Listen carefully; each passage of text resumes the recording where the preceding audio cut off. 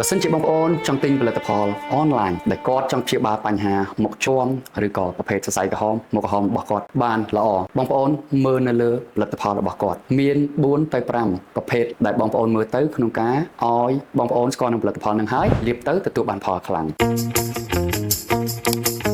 អញ្ចឹងបើសិនជាបងប្អូនមានបញ្ហាជាំបងប្អូនគួរតែមើលនៅក្នុងសំបកដប ingredient របស់គេមានរូបមន្តមួយចំនួនដូចជាទី1វីតាមីន C ទី2គឺKojic acid ទី3គឺប្រភេទ niacinamide ទី4គឺប្រភេទ albutin និងទី5គឺប្រភេទ tranix acid អញ្ចឹងគ្រប់រូបមន្តដែលខ្ញុំបានប្រាប់បងប្អូនអំបញ្ញមិញហ្នឹងគឺជាអ្នកដោះស្រាយបញ្ហាជាំឲ្យបានល្អអញ្ចឹងបើសិនជាបងប្អូនទៅទិញហើយមើលសំបកដបតែមានរូបមន្តទាំងអស់ហ្នឹងគឺបងប្អូនលាបទៅល្អហើយប៉ុន្តែបើសិនជាបងប្អូនមានបញ្ហាជាំហើយទៅទិញរបស់ទាំងអស់ហ្នឹងហើយនៅតែព្យាបាលអត់ជាទៀតបងប្អូនអាចមកប្រឹក្សាជាមួយនៅខាង Dr. Aroma បាននៅខាងយើងមានការប្រឹក្សាពិគ្រោះយោបល់ដោយឥតគិតថ្លៃមកដល់ clinic តែម្ដងអូខេអរគុណច្រើន